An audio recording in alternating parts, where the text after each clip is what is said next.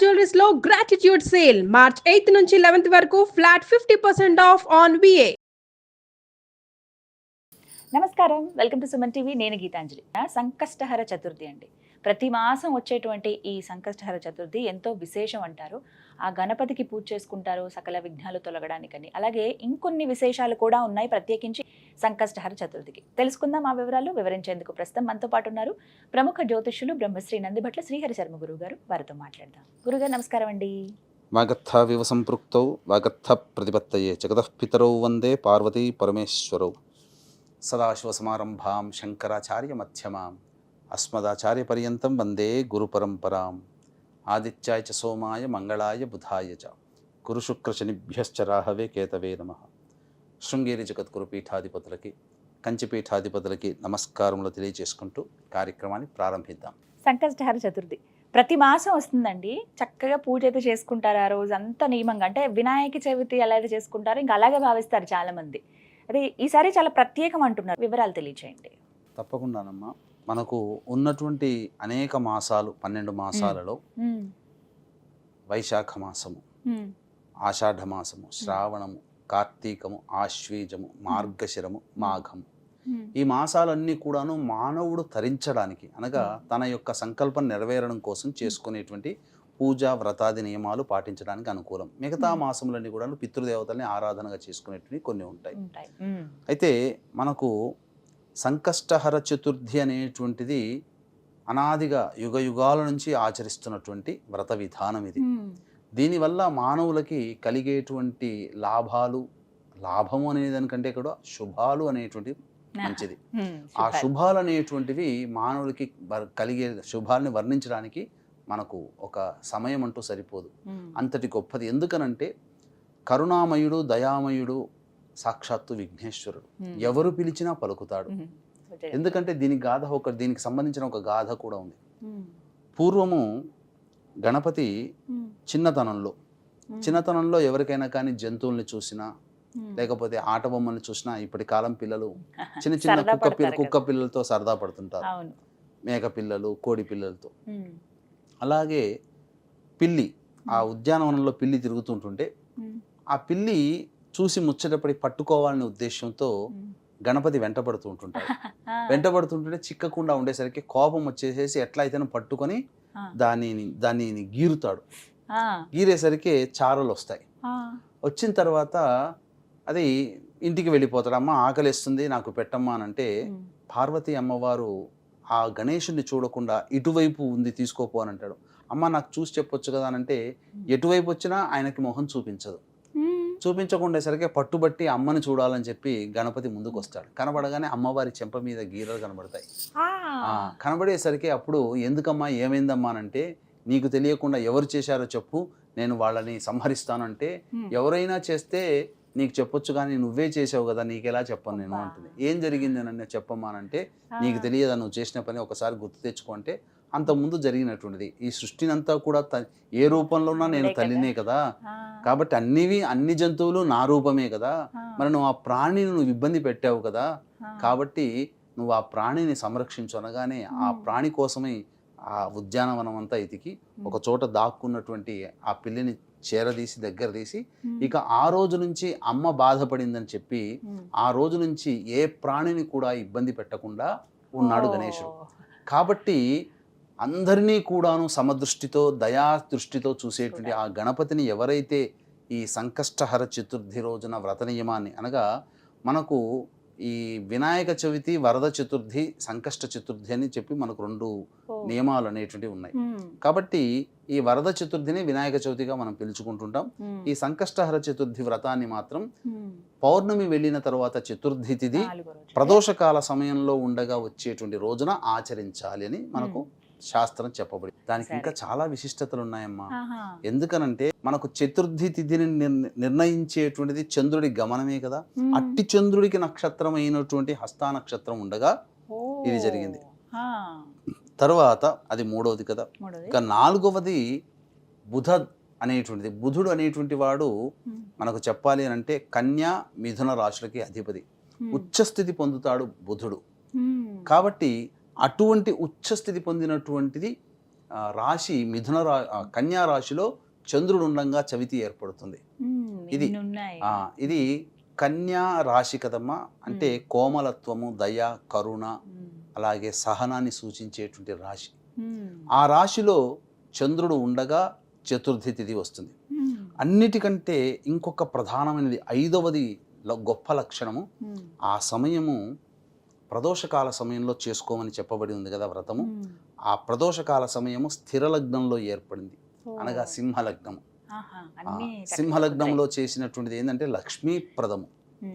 కాబట్టి సింహలగ్నాధిపతి అయినటువంటి రవి కూడా, అలాగే హస్త నక్షత్రము ఏ రాశిలో ఉందో ఆ అధిపతి అయినటువంటి బుధుడు కూడా సప్తమ కేంద్రంలో స్థితి పొంది ఉండి లగ్నాన్ని చూస్తున్నాడు. ఇది చాలా విశేషం. పైగా మనం చూసుకుంటే రాశి నుంచి 9వ స్థానంలో గురుడున్నాడు, సప్తమ స్థానంలో శుక్రుడున్నాడు. ఇవన్నీ కూడా లక్ష్మీ ప్రదాన్ని సూచించేటువంటిది, చాలా విశేషం. కాబట్టి ఈ రోజున నుంచి ఎవరైతే సంకష్టహర చతుర్థి వ్రత నియమాన్ని ఆచరిస్తారో, నియమంగా పెట్టుకొని 1 నెల కానీ, 3 నెలలు కానీ, 5 కానీ, 7 కానీ, 11 కానీ, 18 కానీ, 21 వారాల పాటు కూడా, 21 నెలలు పాటు కూడా చేసుకునేటువంటిదిగా ఉందమ్మా. ఇలా సంఖ్య బట్టి చేసుకోవచ్చు. వాళ్ళ ఓపిక ఎలా చేయాలండి అంటే మనకు శాస్త్ర ప్రమాణాన్ని అనుసరించి మనం చెప్పుకోదలిచినట్లయితే, ఉదయాన్నే లేచి కాలకృత్యాదులన్నీ తీర్చుకొని రోజున ఒక చక్కటి చతురస్రముగా ఉన్నటువంటి ఒకటి పసుపు రంగు గుడ్డని మనం తీసుకొని ఒక పీటను ఏర్పాటు చేసి, ఆ పీటని చక్కగా పసుపుతో అలంకరించి, దాని మీద షట్కోణముతో ముగ్గు వేసి, పసుపు కుంకుమతో అలంకరించి, దాని మీద ఈ యొక్క పసుపు గుడ్డను పెట్టి, ఆ పసుపు గుడ్డ మీద 3 పిడికిళ్ళు బియ్యము పెట్టి, దాని మీద తమలపాకులు, ఖర్జూరములు, వక్కలు, గణేశుని యొక్క రూపముగా పసుపుతో చేసినటువంటి హరిద్రా గణపతి పెట్టుకొని పూజ చేసుకోవాలి. మొదలుగా పూజ చేసుకొని సాధారణంగా గణపతి పూజ చేసుకోవాలి. ఆ రోజంతా కూడాను ఉపవాస నియమాన్ని పాటించాలి. ఉపవాస నియమాన్ని పాటించి ప్రదోషకాల సమయానికి చేరుకునే సమయానికి కాలకృత్యాదులన్నీ తీర్చుకొని మళ్ళీ గణపతి పూజ అనేటువంటిది స్టార్ట్ చేయాలి. అయితే ఈ గణపతి పూజ అనేటువంటిది మనము దేవాలయంలో ముందుగా వెళ్ళి గణపతికి అర్చన, గరికతో అర్చన అవన్నీ జరిపించుకుని వచ్చి ఇంటికి వచ్చి నియమాన్ని పాటించాలి. చంద్రుణ్ణి చూసి అప్పుడు నియమాన్ని పాటించాలి. ఆ చంద్రుని ఖచ్చితంగా ఆ రోజున చూడాలమ్మా. చంద్రుడు నెలవంక మంచిగా చక్కగా కనిపిస్తుంది. ఇక ఆ 3 పిడికిళ్ళు ఏవైతే బియ్యం తీసామో ఆ బియ్యాన్నంతా కూడాను వేసి బెల్లముతో చేసినట్టు పాయసంగా చేసి అప్పుడు గణపతికి పూజ చేయాలి. గణపతికి మనం వినాయక చవితి రోజున ఏ విధంగానైతే మనం పూజా విధానంగా చేస్తామో ఆ విధంగా చేసి ఉండ్రాళ్ళు, అలాగే సంబంధించినటువంటి ఈ బెల్లం పాయసం శక్తి కొలది చేసుకొని నైవేద్యంగా పెట్టి చంద్ర దర్శనం చేసుకొని అప్పుడు భోజనం చేసినట్లయితే తప్పకుండా ఆ గణపతి యొక్క అనుగ్రహాన్ని పొందిన వాళ్ళం అవుతాం. ఇది వ్రత విధానం చక్కగా చేసుకోవాలి. ప్రతి నెల సంకష్టహర చతుర్థి రోజున సద్యస్కాలంలో అంటే ఈ యొక్క సంబంధించినటువంటి సంకష్టహర చతుర్థి వ్రతాన్ని ఆచరించినటువంటి వాళ్ళకి అనేక ప్రయోజనాలు కలుగుతాయి. ముఖ్యంగా ఏ పని చేయాలన్నా బుద్ధి కుశలత ఏర్పడుతుంది. సహనం అనేటువంటిది ప్రధానంగా వస్తుంది. మనిషికి ఇప్పుడు సహనం లేకుండానే కదమ్మా, ఇప్పుడు హోటల్కి వెళ్తాము, తీసుకొచ్చేంత ఓపిక కూడా ఉండదు, ఆ లోపలనే గొడవ పెట్టేసేస్తాం ఏదైనా పదార్థాన్ని ఆర్డర్ చేసి. అన్నిటికంటే మించి సహనం, గణపతి నుంచి నేర్చుకోదగినటువంటిది సహనం. ఆ సహనం అనేటువంటిది ఏర్పడుతుంది. అలాగే నరదృష్టి, నరఘోష, బ్లాక్ మ్యాజిక్లు ఎవరైతే ఉంటాయో అవన్నీ చేసిన దోషాలన్నీ కూడా తొలగిపోతాయి సంకష్టహర చతుర్థి రోజున. ముఖ్యంగా గణపతి కూడా చాలా విశేషమైనటువంటి ఫలితాలను ఇచ్చేటువంటి వాడు. మనకున్నటువంటి హిందూ సనాతన ధర్మ సాంప్రదాయంలో మనకు ఆదిశంకరాచార్యుల వారు అనేక మంది మత ఆచారాన్ని పాటించే వాళ్ళందరినీ కూడా జయించాడు అన్నాడు కదా. అందులో ఈ గాణాపత్యము అనేటువంటి వాళ్ళని కూడా జయించాడు. గాణాపత్యం అంటే గణపతిని ఉపాసన చేసుకొని ఉండే వాళ్ళందరినీ కూడాను ఓడించి అందరినీ సంతోషపెట్టి అందరి మత ఆచార ప్రకారము ఒక పూజా విధానాన్ని కూడా ఏర్పాటు చేయడం, పంచాయతన పూజ అనేటువంటిది. ఆ విధంగా మనకు చెప్పబడింది కనుక పురాణ యుగ యుగాల నుంచి కూడా ఈ గణపతి ఆరాధన అనేటువంటిది చాలా ప్రశస్తమై ఉన్నదని చెప్పవచ్చు. గురుగారు, ఇంకా ఏమైనా నియమాలు ఉంటాయండి ఆ రోజున ప్రత్యేకంగా? ముఖ్యంగా ఆ రోజున బ్రహ్మచర్య వ్రతాన్ని ఆచరించాలి. ఆ రోజున ఆచరించినటువంటి వాళ్ళు గణపతి యొక్క అనుగ్రహం కోసమే గణపతిని చక్కగా తలుచుకుంటూ నిద్ర ఉపక్రమించాలి. అలాగే ధూమపానము, మద్యపానము, మాంసాహారం ఇవన్నీ కూడాను నిషేధము.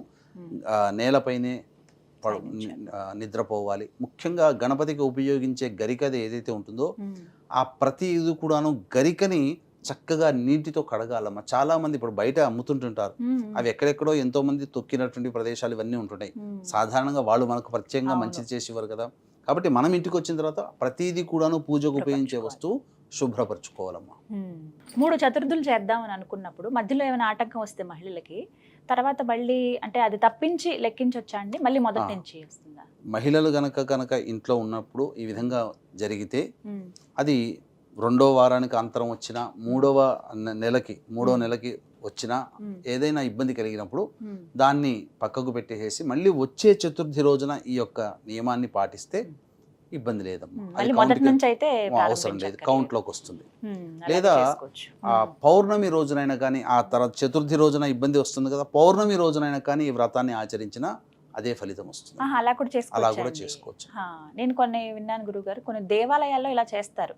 అలా ఆలయంకి వెళ్ళి చేసుకోవచ్చా, లేదా ఇంటి దగ్గరే సామూహికంగా కూడా చేసేటువంటి వ్రత విధానాలు ఉన్నాయి. ఆ రోజున విశేషంగా హోమాది కార్యక్రమాలు చేస్తారు. గణపతి హోమం చాలా చేసుకుంటే చాలా విశేషము.